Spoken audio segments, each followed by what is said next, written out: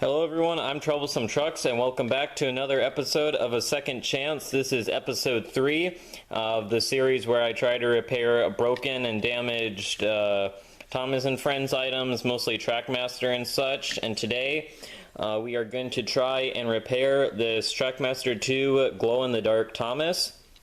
So got this glow-in-the-dark Thomas in an eBay lot, and it said all the engines in the lot worked, and most of them did, but this one does not. So we're gonna have to try and figure out how to fix it. If you've seen the TrackMaster 2 Scared James one that I did, this will probably be pretty similar because the chassis and motor units and stuff are all the same. But if you haven't seen that or just want to watch this getting fixed, then this is a good one for you. So we're just going to test them out here quick, and I'll show you what's going on. But you can see that there is some corrosion on there, so that's probably the problem. So if you just do a little bit of cleaning for that, and it'll probably work just fine. This glows in the dark. If you let this in the light and then turn off all the lights, then it should glow. So we might test that out at the end, we'll see. But the Thomas itself is in pretty much perfect condition.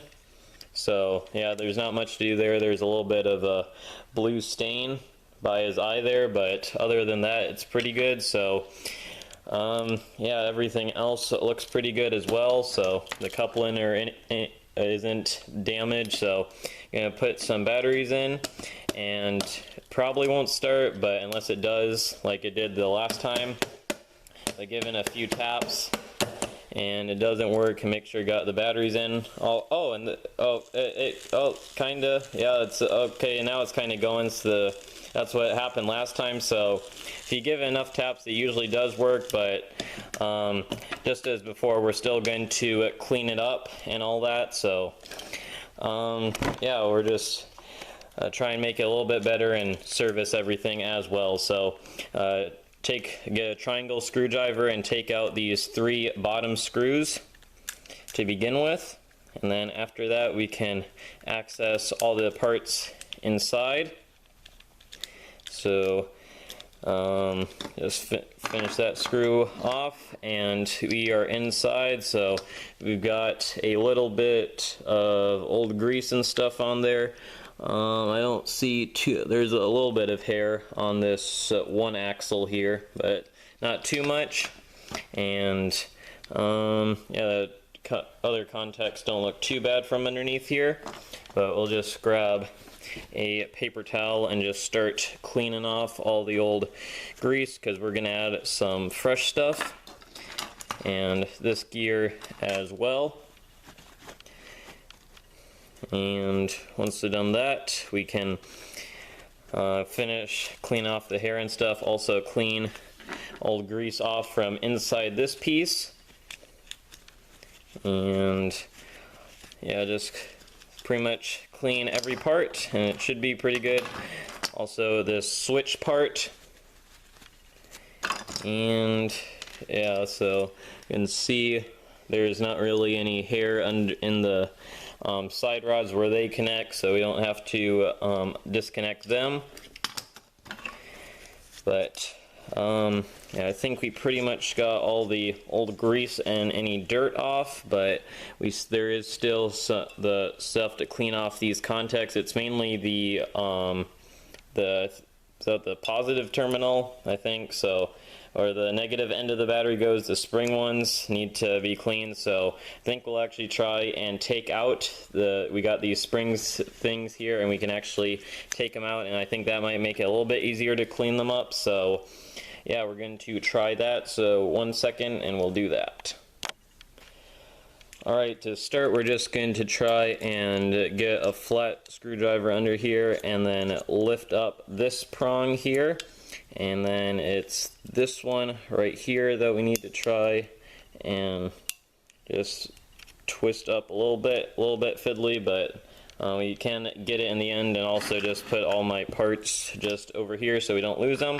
Then get a little pliers, and then you can try, and let's zoom in a little bit for this, and just kind of grab it and try and push it through the other side. It sometimes takes a little bit, but after a little bit it will come out. So it's kind of out of frame, so sorry about that, but I think it is starting to pull out a little bit now.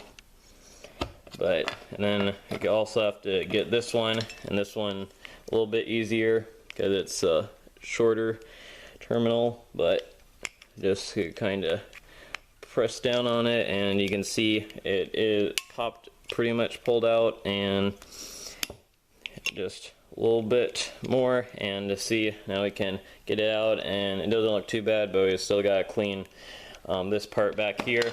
Okay, that just flew off the table, so we'll have to retrieve that. This one, yeah, I think I'm gonna need to loosen that up a little bit quick, but yeah, I'm gonna find the other one and then we'll come back to this. Alright, so I was just using this flat tip screwdriver, and I kind of got it loosened up, so if we now just push there, and now we finally got it out. They're kind of tight in there, and I think there's also some corrosion kind of holding it in place too. But now we are just going to take a little bit cotton bud, and we got a little bit of white vinegar in this bottle here, and just gonna clean up all this corrosion up here. So white vinegar is pretty good for this, but sometimes you need to use some like baking soda powder to clean off the metal, otherwise it will corrode that even more too. So just clean off underneath here and in there as well, and this side too, and then just clean it all off so it doesn't come back again and cause more trouble, and make sure all the other parts are clean. But it's looking pretty good. But okay, there, now it's back in focus, and then use the dry part to clean off any extra, and underneath there too.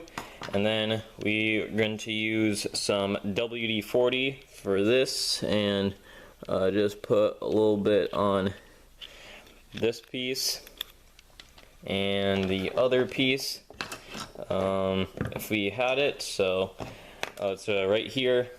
Make sure you don't lose any parts. That happens too often, and just put a little bit on that to clean it off and let that soak for a bit. And then while it's doing that, I just need to grab a needle piece. So I also have one with a better handle, but this one will work too. So just try and pick out the hair that's stuck around this wheel, and that'll just make it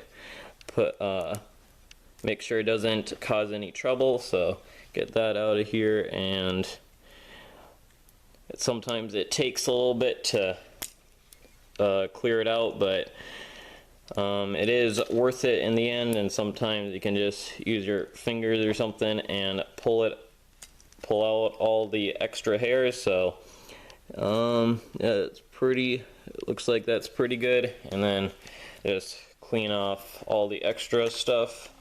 I'm gonna zoom out a little bit more now. And now I think after that we'll be pretty much ready for reassembly, and we'll just clean off WD-40 on this, make sure it's looking nice and clean. Wasn't too bad from sometimes what I've seen, but it looks even better now. So yeah, it's pretty shiny if they're in the right light. But so I think we're gonna slide those back in, put that in there, and then use a screwdriver to press it in, and make sure to bend the terminal back in where it's supposed to go, and flatten it pretty good. So back in spot there, and same for the other one, and that kind of almost clicks in. And same thing, make sure it's popped out again, but make sure that's flat, because that's what you need where the switch piece connects, and this one's being troublesome. So if we maybe need to hold it in, and there we go, now we kind of got it. So now compare it to the other one to make sure it looks pretty good, and I think it's pretty much there, and just make sure it's firmly there. So that's all good, and then you can put the switch back in and just test it, but sometimes the switch can be a bit stiff and need to adjust that. So if that happens, then just bend this piece of metal right here, just bend it over slightly, not too much, otherwise it won't make a good connection, but just loosening it up will make the switch a little bit smoother. So just get it to where it feels comfortable for you, and then we are going to add some grease to the components, but you also need to check the motor tabs because they connect where to these parts, and the corrosion can get down to that, and this one looks a little bit less shiny than the other.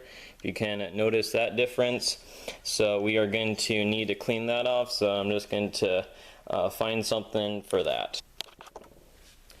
Alright, I got this little piece of emery cloth, and then we're just going to lightly scrape off any of the corrosion on that, and that's already shining up pretty nicely, and we'll just do the other one as well, and then just maybe do a little bit underneath just to make sure all that corrosion is gone. But careful, because these tabs are pretty thin copper pieces, so that you can break them off, and spin that around. You also can test it with this battery pack. It was working before, but now it is going again. We can zoom in and you can see the gear turning.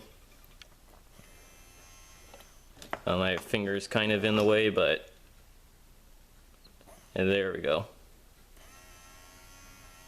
So yeah, the motor is working, so that we can confirm that, and now we can start reassembling. So we got some white lithium grease as usual, and just a little bit on a toothpick, and we'll spread it on the gears, not too much, just make sure everything has a little bit on it. It'll make it run just a little bit smoother, and then also add some to this worm gear, and it'll kind of spread out as it runs, but just add a little bit on there. And I think that's probably enough. We can put that on, add the coupling to the back, and then also put this piece back on. Make sure that's all the way down. Make sure the switch is springing and all that. So you can put that in, make sure the coupling's lined up, and that's all good. So now we can reassemble the screws. Or you can also kind of sandwich it together and then put the batteries in before you add the screws. Just make sure you add in enough pressure, and put all the screws back, and then we should be ready for a final test. So we tested the motor and cleaned up all the corrosion, and it did kind of start working to begin with, but we cleaned up all the old grease and hair and added some new lubrication, so it should be even better than it was before. So we're going to put the batteries in, and let's do a quick test. And it looks like it's running even faster than before. It was kind of hesitant to start with, but it looks very nice going. Has some good strength. So yep, and now, sorry for the background noise, and we can put Thomas back together now. And even as a bonus, we will touch up his buffers, because they didn't do it at the factory, so we'll just add that to this one, and that will pretty much complete it. So then he'll be better than he even was to begin with. And I need to just look at down through actual view without the camera, and then also the back buffers, and that will about be everything that we need to do. So there's Thomas all complete with his clean buffers, and then I just remembered one thing. Just going to put a little bit of rubbing alcohol on a Q-tip, and there is that little blue splotch kind of by his eye. It's pretty faint, but we're just going to clean that off, and there's a little bit something on his nose, so. Alright, and dry that off, and yeah, I think that will be it for this restoration process of Thomas. So, updated his buffers and coupling in black, and the back ones too. Cleaned off a little bit of stuff from his face. Everything else was pretty spotless on him, and then we also cleaned off corrosion and added more grease to him. So I think with all that said and done, we can now put him on the tracks for a proper test run. Alright, Thomas is on the tracks, and I gave him a flatbed truck and boxcar, so he is ready to go. I think we'll save the glow-in-the-dark testing for another video, but yeah, he should be all ready to go, so let's turn him on and watch him go. I got kind of a star shape going on, just a bunch of curves and squiggly track, but we'll see how he handles it. Make sure he doesn't develop any more faults, but I think he should be good, but we'll just watch him go around for a minute.